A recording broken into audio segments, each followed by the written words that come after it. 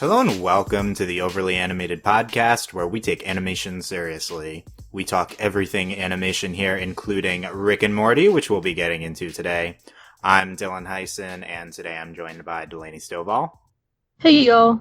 And Andy Potter. Hey. Today, Delaney, Andy, and I will be discussing episode 3 of season 3 of Rick and Morty, Pickle Rick. It's finally here. It happened last night. Pickle Rick will be discussed this podcast. Check us out at overlyanimated.com for all your Rick and Morty podcasting needs. We got 2 Rick and Morty podcasts a week. Subscribe to our Rick and Morty only feed. Search for Overly Animated Rick and Morty, or search for our main feed. Check us out on the website for all the other places you can find us. We are diving deep into Rick and Morty all season long, including this surprisingly substantial Pickle Rick episode. I told you. Where's Michelle? Darn it! Someone emailed saying Michelle was wrong. Was that referring to her saying it wasn't going to be substantial? Is I don't know. I don't remember. All I know is I'm right. That's what matters. Andy was also wrong on the panel discussion. Yeah, we'll get into all that. Okay, let's talk. Pickle Rick aired last night on Adult Swim. You can, I mentioned overlyanimated.com. So let's get our reactions to Pickle Rick. Delaney, what you think? Oh my god, I loved it. It's so ridiculous. Why could any of us predict family therapy? Why didn't this occur to any of us? I just love this episode. This is the A plot, B plot. It's just so great and ridiculous. And I mean, there's some real, we're getting into some stuff. We're definitely it seems we might be kind of dealing with the divorce maybe every episode. Obviously, we have to wait until episode 3 to determine a trend. But, we actually had therapy and getting more Beth is probably my favorite part. Seeing more of Beth. Because, really, we just had Beth, snarking to Jerry. Again, very enjoyable, but not a lot about, herself. And, now that we're taking her out of her just being a horse surgeon, now we have, she's very similar to Rick. And just seeing how that kind of impacts. And now that we have removed Jerry out of the, removed him from the picture, seeing how she interacts with the kids and with Rick.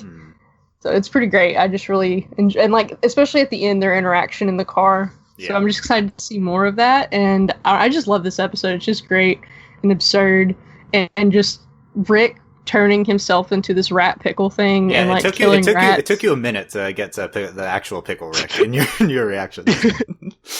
I love that. I thought it was great. It was super funny. The way they took it from he's in the sewers to in some weird South American or something compound where he need I think it's it was nice seeing Rick doing all that stuff. We know he's smart and we've seen him do things, but this was really just him on the fly MacGyvering everything, which was really neat to watch. Yeah. Probably an Eastern European embassy, that would be my guess. But it's not. Yeah, it's not clear. It seemed kind of they were trying to do this Russian thing. Yeah. Or but the first time I watched it, because Jaguar. Yeah, the main guy's British, and then there's Danny Trejo as Jaguar. So it's really not clear what's going on. But yeah, no, exactly. Yeah. It's what? Yeah, we'll definitely get into all this. Andy, what are your Pickle Rick reactions? It was absolute insanity. I loved it. I loved every moment of it. It was totally over the top violent, and at first it was just grossing me out, and just it slowly looped back into just being completely hilarious. Just everything from the AA battery powered laser that Rick had that was melting people in half. I'm how does he do this stuff? It makes no sense, and I love it. I love every part of it. And then the therapy, I was watching the therapy with my fiance who has a degree in biology, and so we were watching when they walked up to the door, she predicted the shit eating thing before anyone on the show said it. And I was what are you talking about? The teacher walked out and started talking about shit eating, and it was just incredible. I loved it. It was great. How do you predict that? It was on it's on her door, the plaque, yeah. It says the scientific word for that, and then also family therapy. Yeah, I didn't get that at first either, but the shtick is that she's both a poop eating psychologist and also family therapist. Incredible. Yeah. and she explained this word to me as they were doing the bit. Yeah, we can. I'll search for this, but it's Oh, I have it right here if you want it. It's coprophagia? yeah. Okay, there you go. I did not know that was a thing. Rick and Morty teaching us new things every day. That's great. Yep.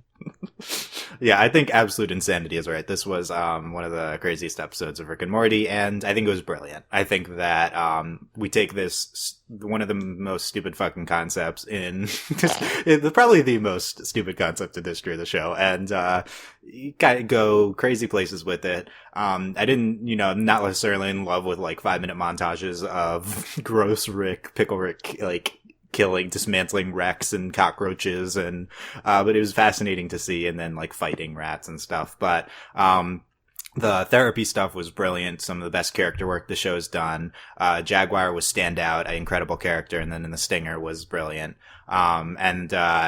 And also everything in the embassy. We'll call it an embassy. It's really not clear. But presumably he didn't go overseas in the sewer. So if they're in like a foreign place, it would have to be an embassy. But I don't know why. Well, like it's in a jungle. Like it just looks like a compound. Yeah, I don't know like... why it would be an embassy like there, right? So it could just be a compound. Yeah. But whatever that is, everything in there was brilliant too. So I think that this is like. It's similar to last week's episode in that it had a lot of really great character work, dealt with the divorce really well, and continued kind of this recurring plot, which is surprising. So it's just really kind of sophisticated narratively, and Pickle Rick sophisticated narratively. That's hilarious, but it kind of was, and it has all those pluses, and also I just think it was like way funnier than last week too. So it's like last week was already great, and I think this was a marked improvement. Potentially best of the season. Well, hard to compare this to episode 1, but yeah, I very much enjoyed Pickle Rick. Not sure what the consensus opinion has been yet. We vary so widely here. This also got an A on AV Club, so, but other than that, I haven't really seen, I mean, I feel like group therapy and shit eating and having Rick, like, be a pickle and murdering things probably has reached, like, there's enough overlap there for people to enjoy that everyone is probably pleased with the episode. Oh, that covers all of our quadrants here with what people I feel like it does. The shit-eating fans will enjoy this episode. That's what you're saying? Yeah, basically. Okay. Okay, interesting. Yeah, so let's get into. So, what is the kind of the standout, funniest or most outrageous? Just what when you look back on this episode? I mean, clearly we're only a few hours out, but what do you think, looking back, we'll remember most about this, Delaney? Oh, jeez. Is it just Pickle Rick, or is it one of these other gags that we've mentioned? Well, I mean, like, the entire episode of him being a pickle is a gag, and yeah.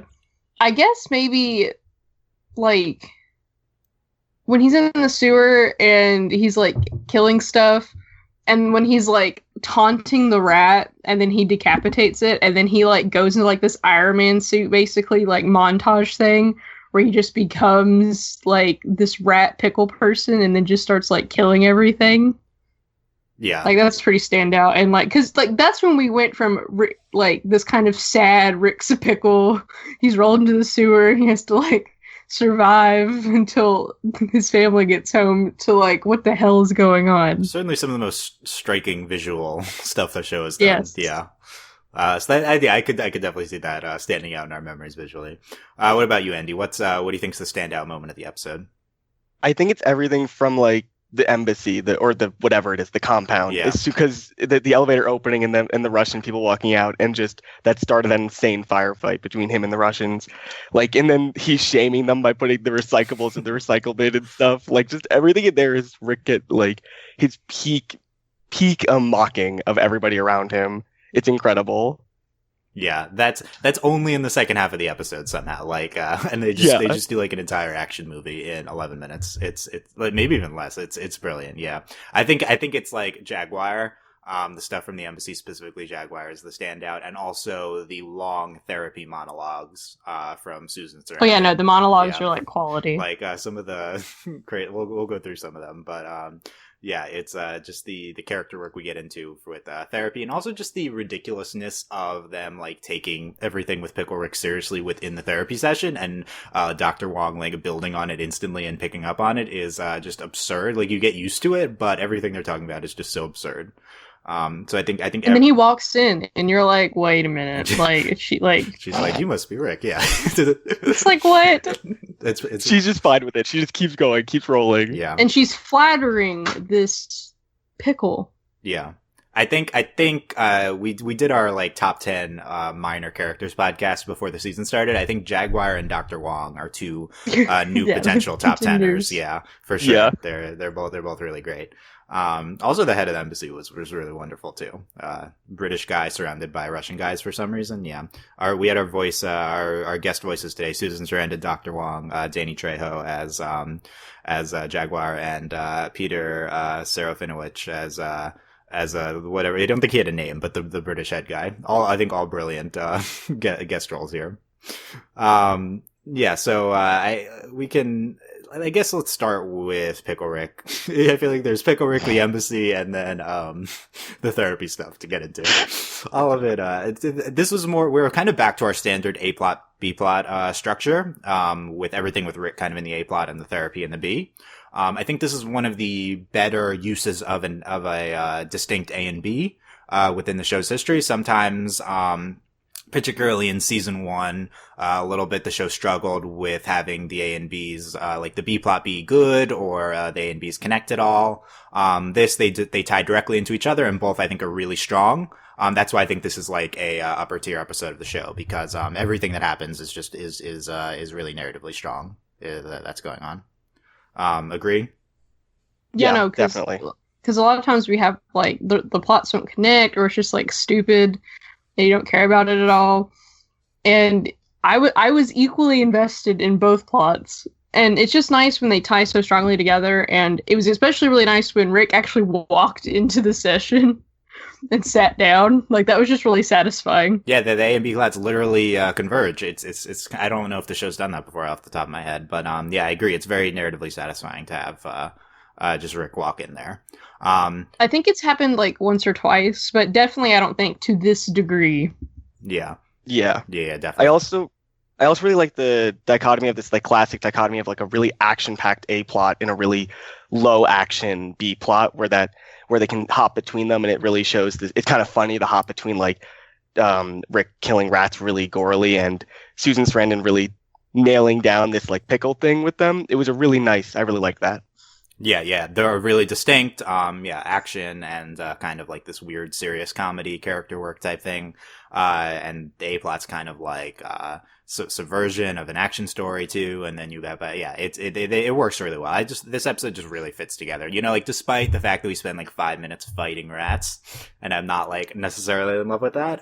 It was like stunning animation. So that's notable for our podcast. But even though we had solid 5 minutes I wasn't super into, I just think overall this episode like comes together so well. So let's talk. Another standout thing I wanted to mention, and we'll get into this when we talk about therapy, was the ending with them in the car, as I think Delaney mentioned, is a brilliant scene.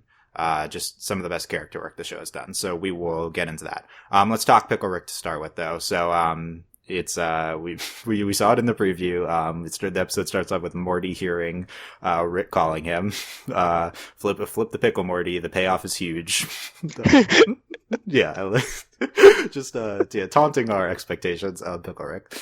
I just enjoyed how cautious Morty was the whole time. Like, are you invisible and you're gonna fart on me? Or like, is it an alien dick? Yeah. Like, it was just really funny. Yeah, stop digging in for hidden layers and just be impressed. I'm a pickle. Yeah, such a good line. I think maybe the funniest line of the episode comes like right away. What do you want to hear? I turned myself into a pickle and 9/11 was an inside job? Was it? Who cares, Morty? Global acts of terrorism happen every day.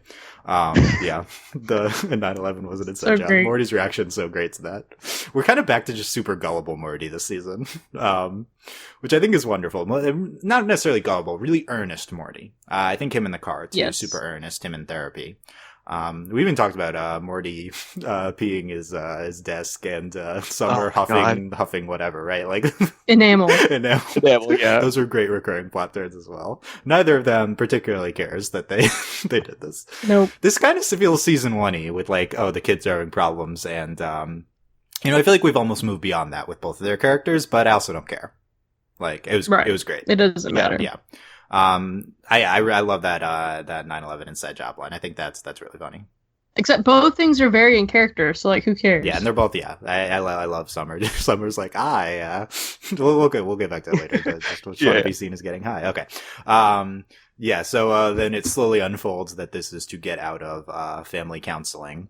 We predicted it would be in the court hearing, but same thing. Delaney picked up on the clothes, so I think that counts. But they were going somewhere.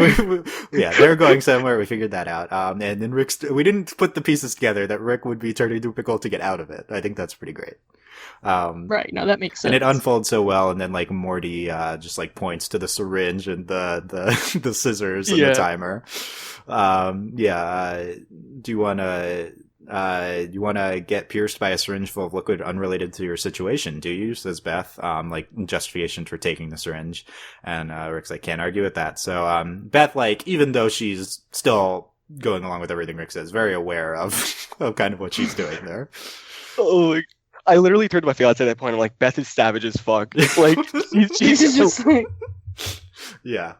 You should just like, sure, Dad. Yeah, that was great. I love that. And then he's like, "Oh, pretty fucked up here." And we have Justin Roiland going like, for like a minute. Yeah, they're just like making noises. Yeah, just they really sold the use it to get out of family therapy concept. Really works. Yeah, I think that this whole first 2-3 minutes is a big highlight of the episode as well. No, they just set it up so well, and it's just so funny because the Rick's like, I fucked myself. Yeah, really fucked up this. Yeah, we have Izzy the cat coming in. Not particularly notable, other than the fact that there is an Izzy the cat, and I don't who owns Izzy the cat? I don't remember the family having a new cat. They had Snowball in the beginning. I don't think it's their cat. Yeah, but why does Rick know the cat's name? So I'm not sure. I mean, maybe it's like that neighbor's cat or whatever. Oh, yeah, dude we haven't. Yeah, maybe the new neighbor's cat. Yeah, maybe. Yeah. Yeah. This whole cats, pickles, snakes thing. That was funny. Like that. What a random way to we went from cat videos to we're acknowledging like this very specific YouTube, everyone has seen videos of cats freaking out over cucumbers. Like, this is weirdly focused. They use it as like a device to get Rick into the sewer. Yeah. Yet genius. Like, it works and it makes sense. Yeah. It's interesting. So everything we talked about these 5 minutes. So Rick into the sewer, baits the cockroach, kills. Well, I really like when he's like in the sun. Yeah. And he's like, this is how I die. This is the mega genius equivalent of dying on the toilet, which I thought that was a pretty good line. Yeah, it was a good line. Yeah. So Rick's action in the sewer, biting off the coachroach's head to poke at the brains to move its limbs. Pretty gross. Yeah, no, exactly. Okay, this is some of the weirder stuff the show has done. Then this rat parts Rube Goldberg machine to activate his Pickle Rick limbs and plug it into his head. Yeah, I have no comments on this. It was and then he just kills a bunch of rats. So that was crazy. Do we have analysis? Do we have analysis of this? I think there's analysis. It was just insane. I loved it. I really loved when he was fighting the really big rat. And he was like, I'm not even going to name you. That's how little I care about you. I love that speech you do. And then he just flips up the rat head and turns on a jetpack. That's when I died. Then I was just done with Rick. I'm like, how do you do this, Rick? How does he do anything at all? I don't get it. I don't understand any of it. Yeah, and he gets the weapons too on his hands, and he he later does. Yeah, so it's like nails or screws, and then it's like razor blades. Yeah, it was interesting. With this big rat, I felt like I was missing something, and I've watched this 3 times now, and I still don't really understand what they're going for. No, I think it's it's just one of those they're making fun of. It was like a tropey subversion thing. Yeah. Sure. Yeah, and the thing is, we never actually saw this rat, and I think they were trying to communicate this underlying hidden a plot thing happened that we didn't actually see, or you're trapped somewhere and you have to kill all these things and you have to kill the leader before you can leave, that kind of thing. And so I thought it was pretty successful because it was funny. But I'm also I've played a lot of video games where this is the point of the video game is you have to go wherever, kill whoever, and then leave. Yes, Yeah. they're kind of making fun of that thing. It's so on second viewing, I thought that this was the rat that he took all the parts from, and now is like a zombie rat. But then I didn't think that made sense on latest viewing. So I feel like this is just like a hidden final boss thing, and the gag is that we haven't seen him before. Right. It was, and the gag that he's been in the sewer, like he's been in the sewer for so long that he has an enemy and he has to kill them all and that kind of thing. Yeah. So I think that's probably what they're going for. I think it was too fast. Potentially the down point. I mean, I like the scar or whatever the naming line. But yeah, this it lost me for a second here. I think they're moving too fast here. I'd rather have the show move too fast than too slow, so I think it's fine. But yeah, I don't know. They lost a little bit. So, we had to go fast though to get to the embassy. Everything here with, Solenia, the Pickle Man, an old wives' tale. Just the concept of, these Eastern European people having, this legend about a Pickle Man and then Pickle Rick coming is really wonderful. Oh, I love it. Yeah. And well, it's such a typical, like, action movie thing. yeah. Like, I've been watching a lot of, like, the newer action, like, John Wick, like, the newer action movies that, like, they're not in theaters anymore, but we've been watching a lot of it here at my house. And, like, that's literally what's going on in John Wick. Like, they always have those, like, little, like, nicknames or whatever, like, oh, he's the ghost. Yeah. Like, it was just really funny. Oh, that's cool. Yeah, I like this as kind of like a John Wick spin-off. That's a good take on that. And yeah, their legend is that like, this is the pickle comes out if you don't like, if you're like wasteful with your food and it haunts your dreams. Like, the way the way they develop that, cause they never like say it. Like, I mean, they introduce the concept of Selenia when he's talking, the British guy's talking to him, but, it's really wonderfully woven into this whole sequence. And then, at the end, one of the guards is like, he's coming. It's because I threw halfway my sandwich. Like, that like landed it for me. Yeah. It's the concept. Yeah. This is like the type of brilliant thing this show does. I love the Selenia gag. That's a top, fiver for the show. Just like they take this fucking stupid concept of Pickle Rick and they really like do interesting things with it. They do everything they possibly can with Pickle Rick. Yeah, this is like... And my favorite part is like at the end when like he's like Solenia and he like collapses and then the building explodes. That is like my favorite. Like that is like peak. That is my favorite. It's so stupid. You use Pickle Rick as a send-up of like action movies and you actually use him being a pickle and it works and it's brilliant. Like this is some great stuff. It's just ridiculous. It's so great. Yeah. We had the sending the explosion gag that Delaney was looking forward to from the trailer. That was my favorite. Yeah, it's good. very good. They didn't give that a lot of time to breathe, but yeah. How does he send the explosion? He emails it. It's so good. but how? It's like a letter bomb. It's an email bomb. Oh, yeah, great. or like a text bomb, like when you order your phone call. Oh my god, yeah. He modernized it even more. Yep. Rick does a lot of high-tech stuff in very short amount of time in this episode. And then he also murders people with pencils and staplers. Yep. Can I say that he found the largest pencils in the world? Because they went all the way through the people when they fell into their trap. Jumbo pencils. That's fair. Yeah. Jumbo. Yeah. This Andy mentioned this like laser cannon. I think he gets it from the printer. Yes. And then he loads it with Yeah, batteries. he was, like, taking it. Yeah. And he has to like recharge it with a battery every time. That's a great send out. That's like incorporating him being small into typical action movie weapons. Like, yeah. That was Well, it's funny because like he doesn't have ammunition, but he has these batteries. Yeah. It's he only because they talk about it earlier. He takes office supplies. They said that when he was going around. They're like, we think he's building weaponry. Yeah, he is building weaponry. Very violent shooting through their people's faces. Well, when he cuts their like legs off and like they're all screaming, like that was awful. Yeah, it was awful. Yeah, it was. Some nice early morning viewing. Yes. Monday morning viewing of that. Yeah. He does that. So then we see Jaguar. Him and Rick fighting, that sequence is brilliant. The part of them showing them each like sealing up their wounds in different ways and then like both screaming at the same time. That's just I love that part. I just like how metal is Jaguar that he just put like gunpowder into his wound. Yeah. and lit it on Like, fire. That's 100% not how that works, but it was fine. Yeah, it's great. That's another. It was somehow less believable than Rick using a sandwich to patch himself up. The problem is, like, how does any of him being a pickle work anyway? So, like, sure, whatever, patch him up whatever way you want. It already doesn't make sense. Like, he shouldn't even be able to talk, honestly. Like, how is he talking? He doesn't have lungs. He's a pickle. Well, the thing was, like, it didn't really hit me until the second time I watched it. So I was like, okay, he turned himself into a pickle, cool, whatever. And then, like, yeah, he gets hurt or whatever. But now, like, I don't know, this time it was like he turned himself into a pickle. Like, he is a pickle. This, like, I don't know, I guess, you know, like with Tiny Rick, this was a different body. Yeah. But, like, he's a pickle. Like, he's just a pickle now. And it's like, what? Like, he actually changes back at the end and we see it. Yeah, it's just absurd. Like he says in the beginning, just be impressed. Like, that's... There's no deeper layers here. Yeah, no, he's just a pickle. Just very impressed. Jaguar, I'll never die, Rick. That'll be your downfall, Jaguar, not being open to new experiences. I thought that. No, when he was like, I haven't died. Oh, yeah.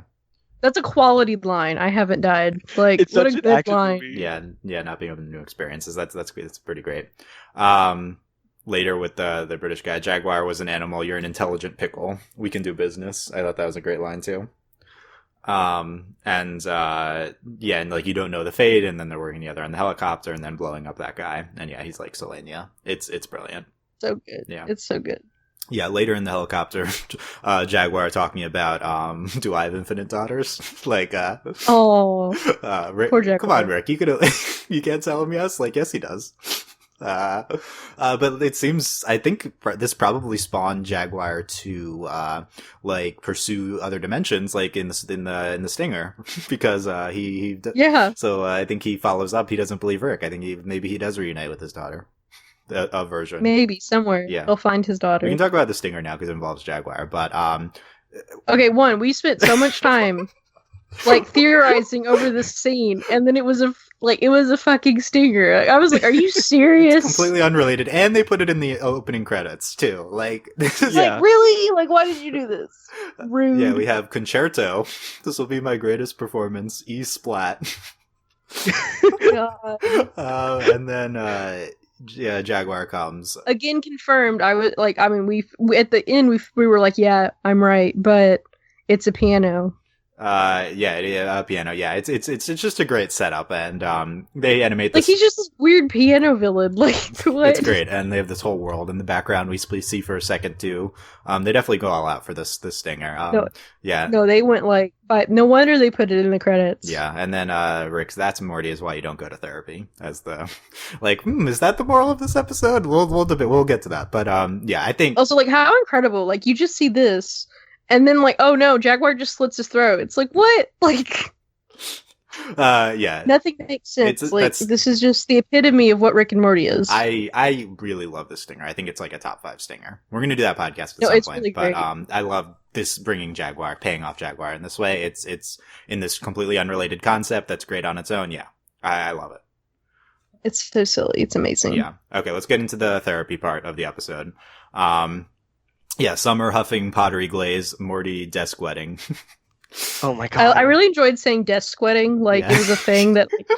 Yeah. That's not a thing. I don't know why. It's like, it was so good. I kept waiting for him to say like his pants, but no, desk wedding the whole time. Yep. Yeah. Yep. The Mr. Goldenfold is back. He was eating poop. That's why he was there. Yep. Yep. We need more Mr. Goldenfold. That's a great side character. We talked about the concept of Dr. Wong having two practices, and like she flips over the picture like one to the other. Rick and Morty finds the binder. She was like, ignore that. Yeah. So that's good. Dr. Wong just kind of like latching right away onto this Rick turning himself into a pickle thing. I think is hilarious. She just is ignoring the kid stuff and just goes right into this, talks about the anti-pickle serum and like debating like what's in the syringe. Yeah. Beth, Dr. Wong, by the way, racist name. Like, what? Or Beth being savage, yeah. Like Beth, I love we're taking Beth in the not the greatest person route. Yeah, she's just literally Rick. Like, it makes sense. Yeah, this is like I love like this is showing like how Rick is rubbing off on her for sure. Like that's what we're doing here with that Dr. Wong line. This isn't. Well, I don't think it's so much like them spending time together. It's like she's literally his kid. Yeah, this is an underreported story. Yeah, I agree that literally his kid must be pretty fucked up. We don't. I don't think our audience for this podcast wants us to get too much into this, but just the concept of Dr. Wong, this Asian psychiatrist being played by Susan Sarandon. They kind of lampshade it with this racist name line, I think, but it's still But I don't think that was necessarily like unfortunately, I don't think that was like the intention of the line. It's hard to I think probably not, but it's hard to tell. This is a whitewash role though. Right. Yeah. So I think that's not good. Nope. Yeah. Again, I don't think people listening want us to talk about that, but yeah, let's not do that. So I think Susan Sarandon was great. Well, especially with like Rick and Morty, like we get the most ridiculous like oh my god, like guest actors. Like we have all these like surprise voice actors all the time, and it's like, how hard is this, guys? Yeah, like if you making an Asian psychiatrist here, just get an Asian voice actors for this. Like, that's fine. You can have said Susan Sarandon. So, and then the thing is, like, did they make her Asian just for the purpose of that joke? I'm not sure. Yeah, Jessica Gao wrote this line, or wrote the episode. So, I assume this was something she put in on because for representation's sake. But I don't know. Right. Yeah. It's but then the thing is, like, if since they whitewashed it, and then it turns out not. I mean, obviously, it doesn't matter anyway. Like, it doesn't matter like what a character's race is, and like it shouldn't matter when you're writing. Yeah. But like, if the only reason they wrote it was to make that joke. Yeah, I don't know. We don't. Yeah. It's not as bad with voice acting as regular acting, but it's still whitewashing. Anyway. Yeah. So where was I with that line? Beth and Rick's her monologue about Beth and Rick's specific dynamic. I think is really wonderful, nailing that. We get into this what's inside the syringe thing. Well, and that's when she's like, fuck off, right? Yeah. And then that's when like she tells the kids to fuck off. That was great. Yeah. Raise your hands if you think. I love that. I love the whole raising the hand part of it. Yeah. Beth, your hand did a little like that. Yeah, that was great. Yeah. Delaney, is this the best Beth episode of the series? I think yes. Yeah. I mean, I feel like a close contender could be like, it's not like the best like B plot, but when it's just Beth and Jerry and like they're trying to save that deer or whatever. Yeah, that's like that could be that stands out, and also the Mythologues one I think is the other standout, Beth. Yes. Yeah. Oh my god, that one's so good. It's either the Mythologues or this episode, I feel like. Well, I feel like this is more like we see more of Beth's character here. Yeah. Because in general, like when it was Beth and Jerry and it was always their dynamic, it was more Beth just being the rational, like just kind of it seemed just a little bit more like a foil to Jerry because Jerry is just useless. And I mean Beth shit on him all the time. Like it was just like, you're so stupid. But then there was still that like they're still married and they have like their little dynamic and banter and stuff. But they just seemed more of like Beth is really capable and like all this stuff. And then, then there's Jerry. But now that Jerry's out of the picture, we're seeing more of like who Beth really is and how similar she is to Rick. And also we are getting more into like, we've mentioned it throughout the series, kind of what Rick leaving did to Beth. And now we're really going to start exploring it. So that's why I like love this episode is we're really starting to see like how Beth and Rick interact and how similar they are. Like they're like, he's her dad. Yeah. This is definitely the best episode for the Beth Rick dynamic, and also potentially the best for Beth's character, just in general.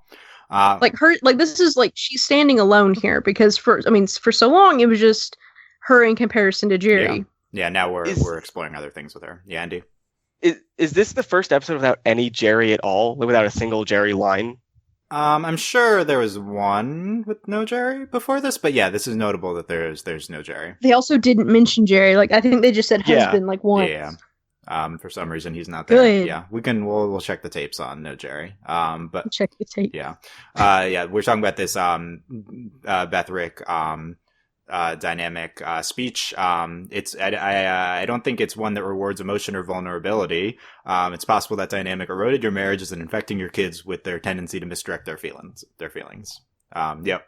Mic drop. summary of what's going on right That's now. the whole show. Yeah. That's the whole Yeah. show. We have more. That's In a bottle, right there. It is great.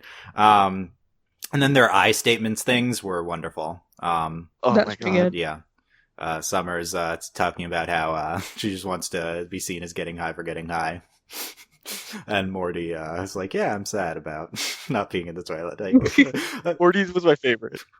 Morty, super earnest Morty. Yeah, this is I like we're going back here. I love that. I think that was the best therapy parody was the I statements thing. We also had the oh Jesus Christ, you're one of those. With her like Oh yeah, no. yeah. Yeah. That was good too. So yeah, that Rick shows up, starts telling the truth about everything. Dr. Wong's on it.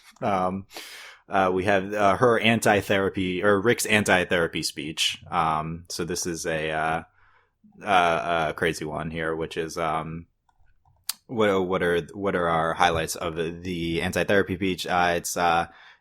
He talks about how like all therapy does is it gets you to be comfortable and stop panicking. That's a value in animals we eat, but I'm not a cow. I'm a pickle. Yeah, That was good. yeah. But in general, Delaney, what do you think of this episode? And we have the defensive therapy speech to get to as well. But what do you think of this speech in this episode in general as a a take on therapy? Like, well, it's like I don't know. It's just like they do weird things in the show with like science, like versus things. And so, like the first part of Rick's speech when he's like, I create transform and destroy. And so if I'm going to change, like I change, like if I don't like something, I change it. So, I mean, this is a really typical thing. There's always this, this was in Bones too, like the TV show is this idea of like psychology is a pseudoscience, it's soft science versus the hard sciences of chemistry, biology, and blah, blah, blah. So this is like, I don't know, this isn't really like a unique take or like a shocking thing. It's always been like the hard science versus the soft science of psychology, and which is like obviously like therapy. Yeah, there's a little bit of of that. I think one of the conclusions that I had is that this is it's very typical of the show. It doesn't really take a stance on this. No. It kind of like portrays both viewpoints. Like Dr. Wong gets her rebuttal. So for me, I think that even though there was like some parodying of counseling and therapy, it was not taking an anti stance or a pro stance. It was more just like and at the end, like we're meant to think Beth and Rick are like fucking like terrible to their kids for completely ignoring everything that's happening from therapy in the car. Do you agree with that, Andy? That the show's not really taking a stance here?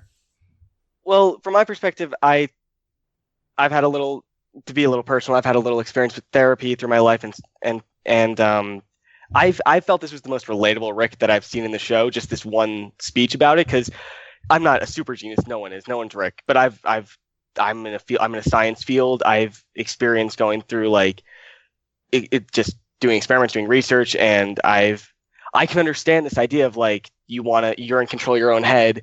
Why do you need to do anything else? And every time I get into that mindset, I realize that's wrong. I need to go talk to somebody. It's just part of life. You need to talk to people. You need to open up to people, and I don't think Rick is doing that. Obviously, as the show is saying, and I read the show as saying that Dr. Wong was right just because I had that perspective. But I do see what you're saying, that they really aren't taking a stance. But either way, they're voicing it very, very well. Both these sides. Yeah, at least giving them a very interesting voice. I mean, Dr. Wong is being portrayed as kind of put together, and Rick's a mess. So there's that. That angle. Like, he's a pickle with like rat. And I also took away the perspective that Dr. Wong was right, but I think that's biased from our perspectives. I think that in general the show isn't necessarily commenting on therapy. It's more just commenting anti-Rick. Like I think it's making a character stance rather than a general moral stance. Well, I took it more to not necessarily be like anti-Rick in that like he's wrong. I think to me it looked more like especially when she said like, oh, like some people like to work and some people would rather die. I took it more to be we're going back more into the like when Rick attempted to commit suicide, and all that. So let's bring in Dr. Wong's defensive therapy speech here, which is because the thing about repairing, maintaining, shoutouts to Solipskism on the AV Club comments for transcribing this. Thank you. I didn't have to do that. So because the thing about repairing, maintaining, and cleaning is it's not an adventure. There's no way to do it so wrong you might die. It's just work, and the bottom line is some people are okay going to work, and some people would rather die. So yeah, I agree. She's like an element of her speech is kind of like, you do you to Rick. Like, you do what's best for you. You're different. I feel like there's a big element of that. But she also says, everyone in your family, you included, use intelligence to justify sickness. I think it's because the only truly unapproachable concept for you is that it's your mind, within your control. So yeah, take down of Rick's stance, kind of. I don't think it's like anti-Rick as like, as a character or whatever, but he's certainly espousing destructive tendencies that she's commenting on. Right, that's why I think this is kind of pushing us again towards that, like what Rick is doing is self-destructive, and going back into like hopefully going more into like back to where we were season 1, like wubba dub dub, like all that stuff. Yeah. She's I think more of her takeaway is like, you're being self-destructive. Like, yeah, you're not going to therapy. It's like boring for you. Which I don't necessarily agree with that takeaway personally, but she's like kind of phrased it like that, like you'd be bored by therapy. But she's more like, you do you, but yeah, you're not on a great path here, which I think the show has been taking us down for a while. Yeah. I struggled with her last part of that, with the die part, because I wasn't sure if it was just because of the show, the framing it had, but it sounded like she was talking about suicide in a kind of bad way. I don't know if I want to get into this, but from my perspective, it sounded kind of bad because she was just saying like, hey, you can either go to therapy or kill yourself. That's kind of like a way you could read that, the way she was saying that, because of the show, the way it was being said. Yeah, I think it's probably not what was meant. No, yeah. I don't think that was what was meant, but it came across that way because the show has dipped into suicide. It has dipped into these kinds of things. It's more just like, I think it's more. I thought it was more of a nod to like that Rick attempted suicide. Yeah, I think it's that, and also she's just like using exaggeration. Right. It's like, yeah, go live your life and eventually die, or I feel like it's more like that. But certainly there's a lot of things on the show which could be problematic, and the show is like talking about something morally complex, and it kind of like had this long commentary on it, and I felt like it made a lot of interesting points without really losing me, like, intellectually. Well, the thing is, like, it makes points, but it's also, again, just a bunch of jargon that they were just spewing out also. Like, it was, like, I think it's easy to follow, but it also wasn't. Like, it was this kind of elevated intellectual talk that, like, I'm sure went over a lot of people's heads, too. Like, they were just, like, talking at each other. Yeah, I think them making it like as like it's kind of like reading, like you read like an article, like a scientific article, and you're like, what the hell are you talking about? Yeah, I agree. I think like they made it like complex and intellectual, but I think the intended read during the episode is like, this is absurd. Like they're basically, yeah, it's like, I don't think like on first viewing you're gonna come away with these takeaways and without the transcribed speech in front of you. So yeah, I agree. The function within the episode as like comedy show is more just for more comedic purposes, but the show is like has so much depth that it actually has meaning behind it when you go back and look at it. So I think that's great. So yeah, I think personally I think this is more like amoral Rick and Morty. I think maybe the show like tends towards like somewhat good stances on things, but it's mostly just amoral on everything, which is fine. And I think everything we do here lands with therapy. All these commentary, and then at the end with the car, let's talk about this scene. We have Beth and Rick. Rick is like, shouldn't have lied to you. He turns this sequence of him turning back human. Some pretty interesting animation here. When he injects the serum. We need to take that frame by frame. What's the storyboarding look like on that one? We could dig into that. Like, okay, guys, you need to take from a pickle. Yeah. To a person. Yeah. What inspiration do you draw to storyboard that scene? Those are my questions. Are there reference photos? Like, do those exist? Yeah. And the person has to have all the same injuries as the pickle. Yes. Yeah. I didn't even look for that. It's consistent? Yeah.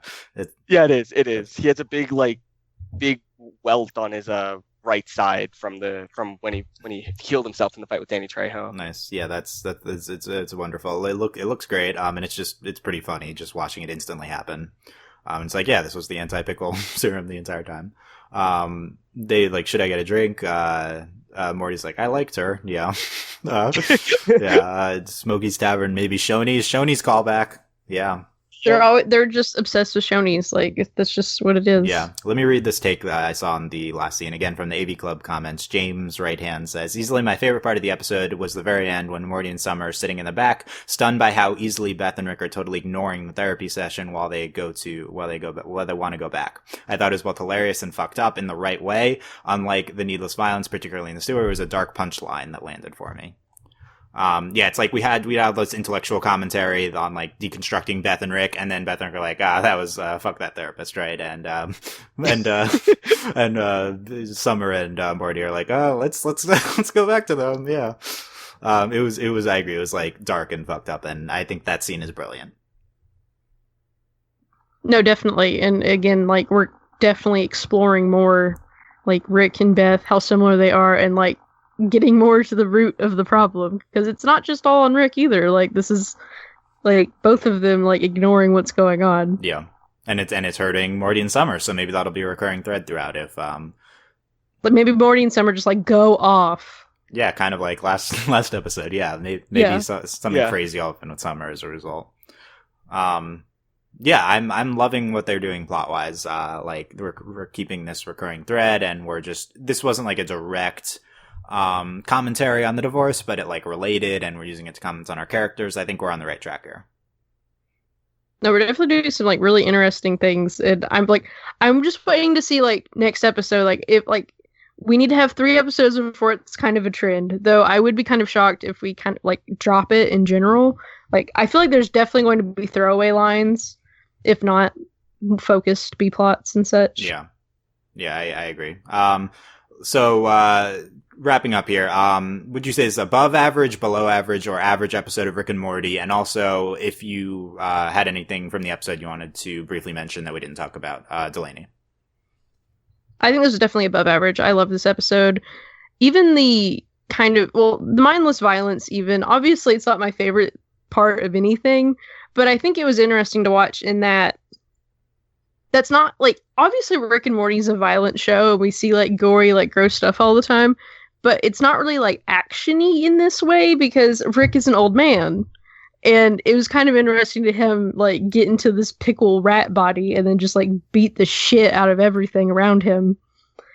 So, because we have, like, laser guns, and usually it's just, like, Rick, like, blowing people up, or, like, doing something. Basically, it's explosions. He blows people up. That's what he does. But, so it was interesting in that respect. It was, like, just a different thing, which I think is part of why it was so standout, was we're not used to Rick being able to do stuff like that, because he is an old man. Yeah. So, Delaney loving it, above average. Okay. Andy, what about you? I mean, it's definitely above average. This is one of the best episodes of the show in general. It's just, I love this episode. But I think what we didn't touch on, one of the grossest things in the entire episode, and I am not, like, I'm a pretty squeamish guy, and when he was using, like, tied together brain stems of all the cockroaches, like, he had lassos made of brain stems, and it was just so gross. He was using his tongue to just, like, it was like, oh yeah. I was like shaking. I was shaking a little bit from that. Some of our most striking visuals of animation that we've seen. It's usually I don't expect the animation to like pop on the show. This episode it did for sure. I think this is above average episode of the show. It's in my upper tier. I think it's about as good as episode 1 of the season. I'm not as high on that one as some people. I still think it's great. But could even be above. I think it's, again, I don't love the mindless violence sequences, but there's just so much here, and it all flowed together so well. Some of the best, narrative and character work the show has done. So, absolutely love Pickle Rick. Next week, Vindicators 3, The Return of World Ender. Delaney, the Vindicators are here. Are you hype? Yes, and they're literally the Guardians of the Galaxy. It's definitely Guardians of the Galaxy take off. So that's going to be exciting. We had Star-Lord, yeah. It's going to be interesting to see how we parody superheroes. This is like a surprisingly timely reference for them, but only because they're probably parroting the first one when they wrote it, and now the second one came out, so so it works. Yeah, Andy, hype for the Vindicators? Oh yeah, I'm ready. I'm ready for a Marvel parody. Yeah, let's do it. So yeah, the part of the preview clip we got of Rick being like, I was also late because of a drinking problem, but no one's applauding me for it. Yeah, that's great. More of that. Yeah. So we'll be back next week to discuss the Vindicators. Also, we'll have a panel discussion at some point this week. Check out that. Yeah, subscribe to us so you don't miss any Rick and Morty stuff. If you just subscribe to our Rick and Morty iTunes feed, you could consider checking out our main feed as well for other discussions. We're getting into Voltron Legendary Defender right now. Season 3 just went up on Netflix.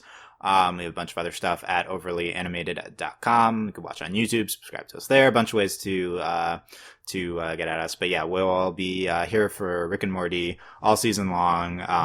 It's gonna be great. Check us out at Patreon at patreon.com/overlyanimated if you want to consider supporting us. Thank you very much to all of our patrons, especially our patron of the podcast, Steve, aka Freaking Commenter Steve, and thanks as always to our patron executive producers, John, Ryan, Steve, Alex, and Andy. Last comments? Pickle Rick! Yep, that's appropriate. Pickle Rick, yep. Underreported story that Pickle Rick happens, and it was this crazy. So let us know if you thought in the comment section who'd you agree with. You agree with us? Would you like the episode? Definitely would appreciate feedback on this and any iTunes reviews, either on our Rick and Morty iTunes feed or on our main feed at overlyanimated.com/iTunes. So thank you all very much for listening. We will see you next time. Bye! Bye! Bye!